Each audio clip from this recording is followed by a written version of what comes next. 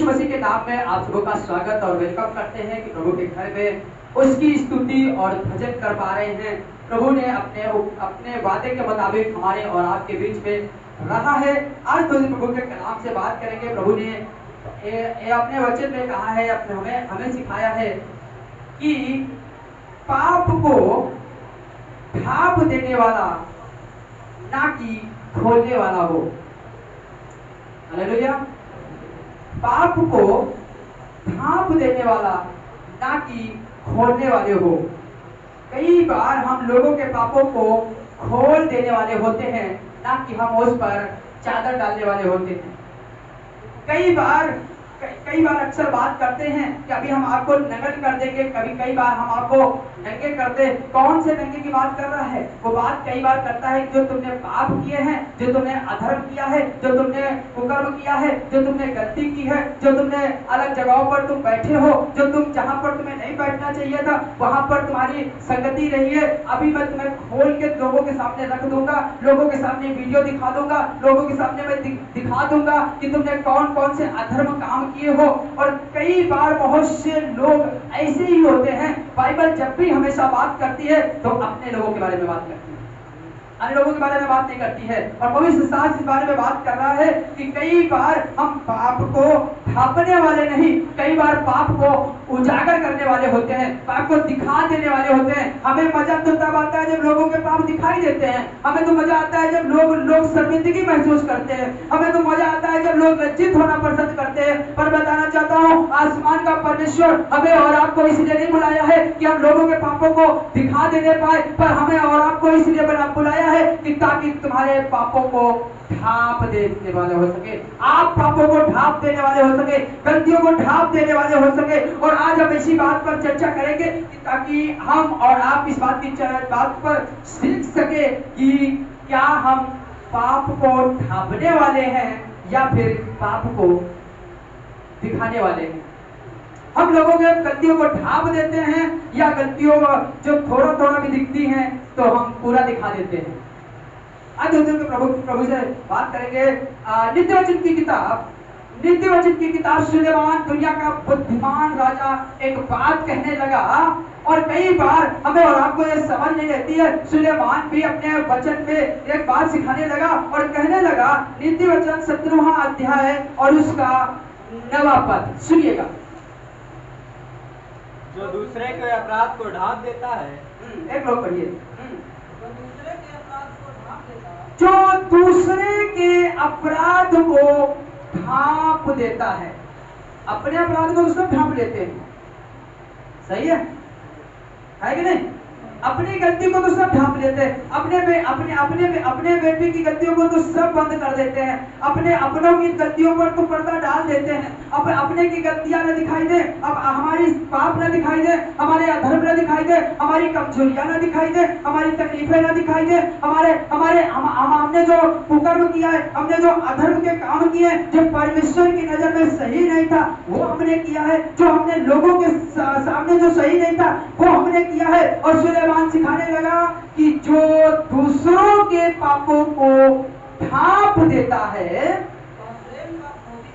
वो प्रेम का खोजी ठहरता है। प्रेम करने वाला ही पाप को ढांप सकता है। हालेलुया। कई बार आप ही का बेटा किसी दूसरे के बेटे को हालत खराब करके चला आया है। हालत समझ रहे? मार के आया है, उसके कपड़े फाड़ के आया है। आपके बेटे की ही गलती है, फिर भी जब कोई आके बताता है आपके बेटे ने हमारे बेटे को मारा है, तो क्या कहते हैं? हमारा बेटा ऐसा कोई गलत काम कर ही नहीं सकता, हमारा बेटा शैतानी कर ही नहीं सकता, उसने कोई गलती किया ही नहीं होगा, उसने कोई काम ऐसा किया नहीं होगा, आपके बेटे ने किया होगा। क्यों ऐसा करते हैं? क्यों ढांपते हैं? क्या कारण है? आप अपने बेटे से प्यार करते हैं। बिना प्रेम के हम किसी के पाप को ढांप नहीं सकते।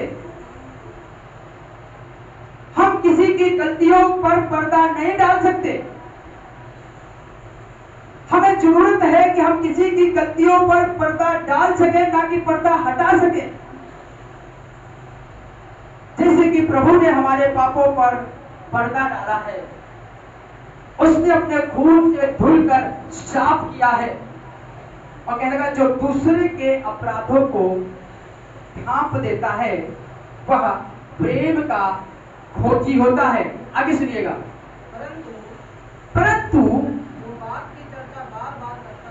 जो बात की चर्चा बार बार करता है, परम मित्र मतलब बहुत संगीत, क्या कहेंगे, दोस्त, बहुत घनिष्ठ और जुड़े हुए, इतना जुड़े हुए कि चिट्ठी भी ना जा पाए, इतना मजबूत रिश्ता, इतना मजबूत रिश्ता। आज बहुत से रिश्ते खराब हो रहे हैं, आज बहुत से रिश्ते टूट रहे हैं। भाई भाई का रिश्ता टूट जाता है, माँ बाप का रिश्ता टूट जाता है, पति पत्नी का रिश्ता टूट जाता है, मित्र का रिश्ता टूट जाता है। कारण क्या रहता है?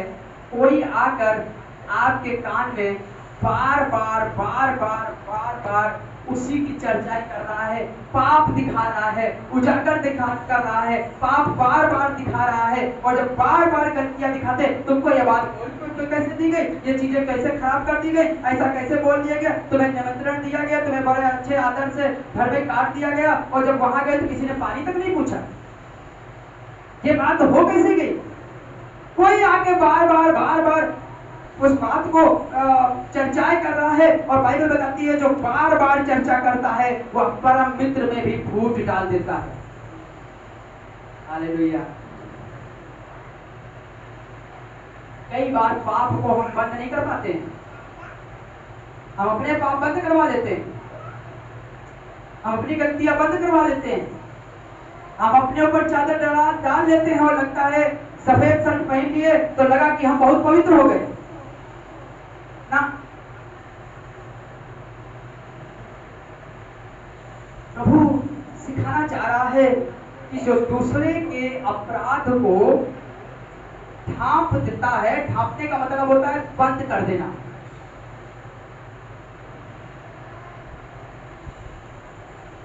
मिट्टी डाल देना। मुझे एक बात याद आ रही है,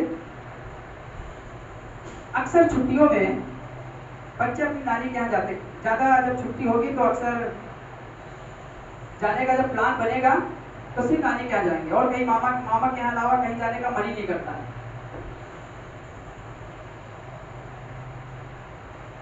दोनों भाई बहन मामा के यहाँ गए, और मामा के यहाँ मुर्गियां बहुत थी, मुर्गे बहुत थे।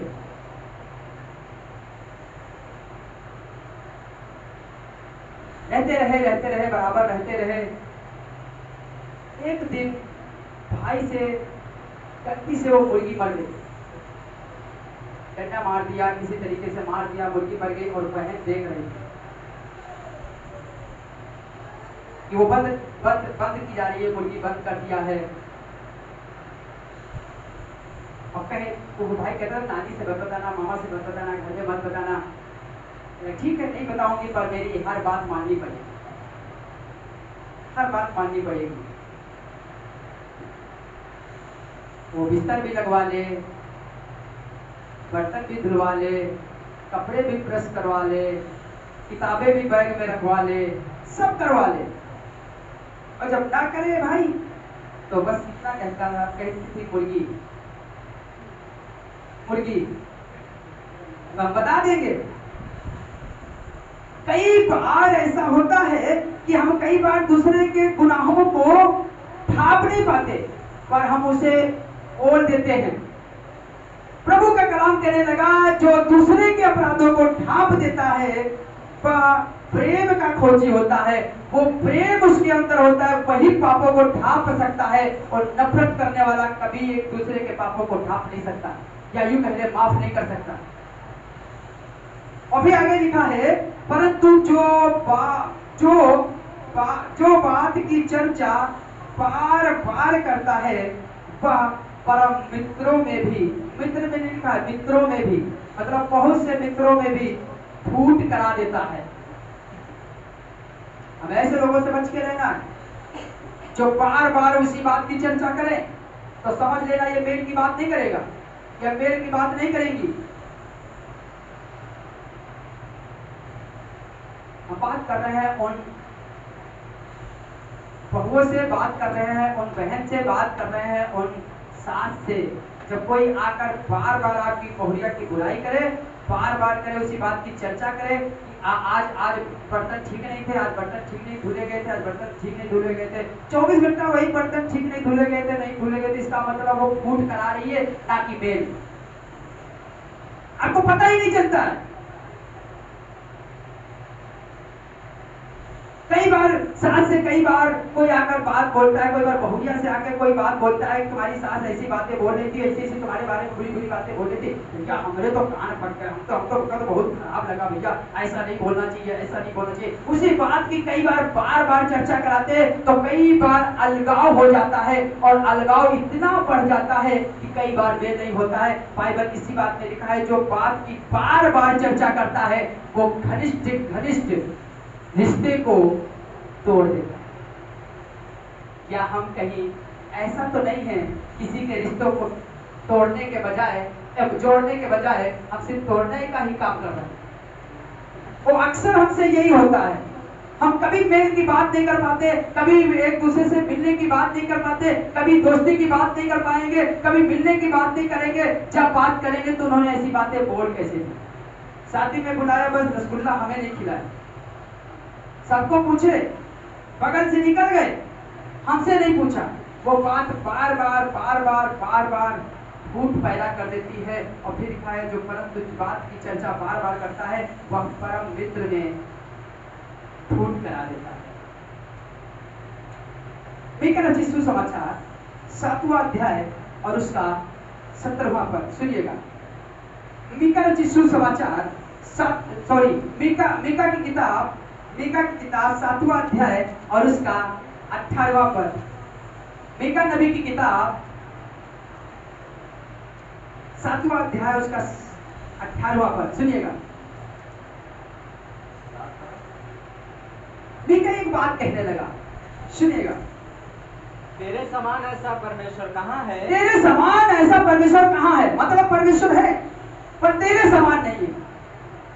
कई बार अक्सर बात करते, भैया आपके समान तो कोई है ही नहीं, वो आपके समान तो कोई है ही नहीं, है तो बहुत सारी पर आपके जैसा भैया कोई नहीं है, आपके समान कोई नहीं है। और फिर कहा, तेरे समान ऐसा परमेश्वर है कहाँ? है तो बताओ। मीका कह रहा है, कैसे समान? जी, जो अधर्म को क्षमा करे, जो अधर्म को क्षमा कर दे और अपने निज भाग के बचे हुओं के अपराध को ढांप दे, और अपने निज भाग के बचे हुए के अपराधों को ढांप दे। वह अपने क्रोध को सदा बनाए नहीं रहता, वो अपने क्रोध को सदा बनाए नहीं लगता, क्योंकि वह करुणा से प्रीति रखता है, क्योंकि वो दया से प्यार करता है। वो दयालु परमेश्वर है। यदि वो हमारे अपराधों को देखकर हमसे हिसाब लेना शुरू कर दे तो हमें मिलाकर हर एक व्यक्ति की औकात नहीं है कि पुलपिट के सामने दुआ कर सके, प्रार्थना कर सके। वो हमारे पापों की गिनती नहीं करता है, वो हमारे अधर्मों की गिनती नहीं करता है, वो हमारे अधर्मों को क्षमा कर देता है, हमारे पापों को ढांप देता है। क्यों ढांप देता है? क्योंकि वह करुणा से प्रीति रखता है। जो प्रेम करेगा वो पापों को ढांप देगा। इसीलिए प्रभु का कलाम कहने लगा, आपस में अधिक प्यार किया करो, अधिक प्यार किया करो, क्योंकि अधिक प्यार ही है जो पापों को ढांप देता है। दो बेटों के बारे में जिक्र करेंगे। शायद ऐसे बेटे प्रभु किसी को ना दे कि जो अपने बाप की बुराई करे, अपने बाप की गलती को चौराहे पे खड़े होकर गाएं। ऐसे बेटे जो अपने पिता की गलतियों पर उछाले, पर ऐसे व्यक्ति से मुलाकात करूंगा जो बहुत बूढ़ा हो गया। बूढ़ा होने के बाद बाग लगाया उसने, ताक की बारी लगाई, बहुत बरकत हुई, और इतना बरकत हुई, इतनी बरकत हुई कि वो ताक की बारी लगा के फिर वो ताक मधु पीकर मतवाला हो गया। और जब मतवाला हो गया तो इतना मतवाला हो गया कि अब उसे अपने घर की चीजें ही नहीं दिखाई। वो नंग हो गया, वो नग्न हो गया, वो सारे कपड़े उतार दिया। और उसके दो बेटे थे, एक बेटा जो चर्चा कर रहा है वो उसके नग्नपन को देखकर मुंह फेर ले रहा है, पर एक बेटा जाकर देखना भी पसंद नहीं कर रहा है और पीछे से जाकर उस पर चादर डाला है। Hallelujah, hallelujah. हम बात कर रहे हैं नूह की। निकाल कर पढ़ेंगे जो मिलेगा, उत्पत्ति की किताब 9वां अध्याय और उसका 20वां पद। हम ऐसे बेटे बने, हम ऐसे लड़के बने, हम ऐसे पुत्र बने जो पापों को ढांप देने वाले हों, ना कि पापों को दिखाने वाले हों। सुनिएगा, नूह किसानी करने लगा, नूह किसानी करने लगा, उसने दाख की बारी लगाई, वाह, दाख की बारी लगाई, और वह दाख मधु पीकर मतवाला हुआ। दाख की बारी भी लगाई, दाख मधु पीकर मतवाला हो गया, और अपने तंबू के भीतर नंगा हो गया। और अपने तंबू के भीतर क्या हो गया? नंगा हो गया। नंगा हो गया। दो तरीके के नंगे होते हैं, एक तो शारीरिक और एक तो आत्मिक। एक तो जब कपड़े ये उतार के फेंक देते तो ये नगन के साथ कई बार कोई बात नहीं, पर वो बातें, वो जो चीजें छिपी हुई हैं, जो आत्मिक है, वो चीजें भी नगन हो गई। और फिर कहने लगा दाख मधु पीकर इतना दाख मधु पिया, मतवाला हो गया और अपने तंबू के भीतर नंगा हो गया। सुनिएगा, तब कनान के पिता हाम ने अपने पिता को नंगा देखा, और बाहर आकर अपने दोनों भाइयों को बतला दिया। और क्या किया? बतला दिया। सुन, तुमको मालूम है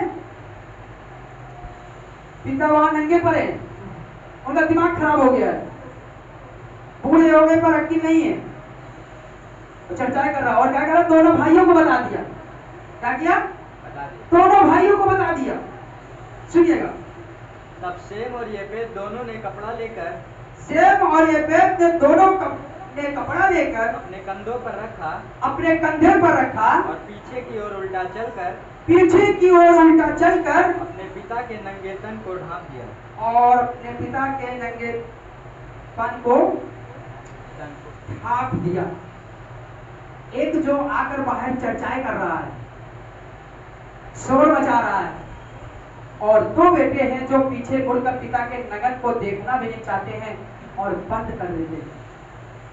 तब आगे बाइबल बताती है कि तब वहां पर आशीष दी जाती है, इन दोनों को आशीष मिलती है, और जिस बेटे ने चर्चा की, बुराई की, उसे श्राप मिलता है।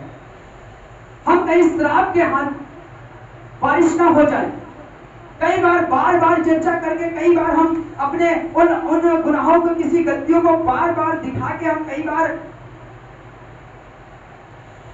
श्राप को हासिल ना कर ले।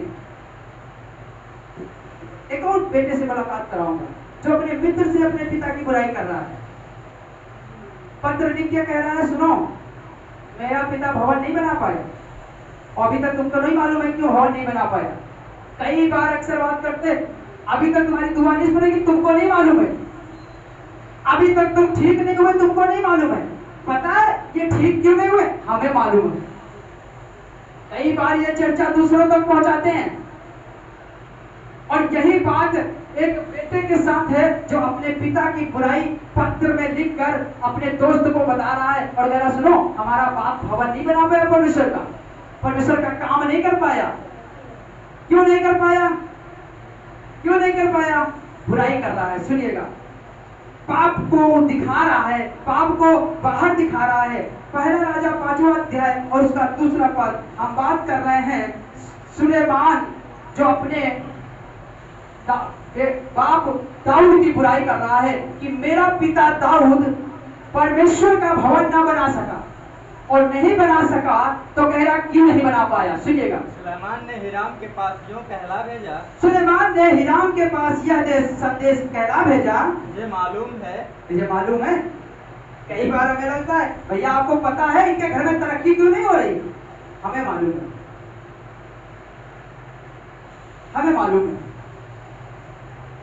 सुनिएगा, एक पुत्र अपने पिता की बुराई कर रहा है और चर्चाएं कर रहा है, पाप बंद नहीं कर रहा है पर पाप दिखा रहा है, अपने घर की चीजें दिखा रहा है कि हमारे घर में ये चीजें हो रही हैं। सुनिएगा, तुझे मालूम है, तुझे मालूम है मेरा पिता दाऊद अपने परमेश्वर यहोवा के नाम का एक भवन इसलिए न बनवा सका, भवन इसलिए न बनवा सका कि वह चारों ओर लड़ाइयों में तब तक उलझा रहा, तब तक उलझा रहा, चारों ओर लड़ाई ही करता रहा, भवन क्या बनाएगा। जब तक यहोवा ने उसके शत्रुओं को उसके पांव तले ना कर दिया, पांव तले ना कर दिया। कई बार हमारी उलझने परमेश्वर के घर में आने से रोक देती है, कई बार हमारी कमी परमेश्वर के घर में आने से रोक देती हैं। हमारे पाप कई बार हम दूसरे के गलतियों को क्षमा नहीं कर पाते, दूसरों की गलतियों पर पाप पर पर्दा नहीं डाल पाते, वरन हटाने वाले होने पाते हैं। पर जब हटाते हैं तो श्राप मिलता है। लेकिन दुआ है श्राप के वारिस न हो, श्राप पाने वाले न हो, वरन आशीष पाने वाले हो। हम वो बेटे बने जो अपने लोगों की गलतियों को ढांप देने वाले हो और उसका प्रतिफल हमें मिलने वाला होने पाए। अपनी आंखों को बंद करें। क्या आप कोई है जो किसी के पाप के ऊपर पर्दा डाल सके, पर्दा डाल सके? प्रभु मेरी प्रार्थना है कि तू छू ले और हर एक को समझ दे कि प्रभु तेरे खून के द्वारा हमारे पाप पर पर्दा पड़ा है, तूने मेरे पापों को धुला है। हम भी किसी के पापों को बंद कर सके, ना कि दूसरों को दिखा सके। दिखाए तो तेरे वचन की बातें दिखाए, प्रार्थना दिखाए, दिखाना ही है तो प्रभु तेरे लहू की सामर्थ्य दिखाए। प्रभु चाहते दया कर ना हर एक को ऐसा बना कि पाप दिखाने वाले नहीं वरन दूसरे के पापों को ढांप देने वाले हो। आज मेरी पिता प्रार्थना है कि ये आपस में एक दूसरे से इतना प्यार करे कि दूसरे के पापों को ढांप दे सके, और जो बार बार किसी बात की चर्चा करता है उससे दूर रह सके। कहीं ऐसा ना हो कि घर में फूट करा दे, पत्नी में फूट करा दे, सास बहू में फूट करा दे, परिवार में फूट करा दे, मित्र में फूट करा दे और फूट बनी रहने पाए, अलगाव करा दे। मेरी दुआ है कि हम सब एक दूसरे को सिखा ताकि दूसरे को बातों पर ढांप सके। प्रभु दया यीशु के नाम में।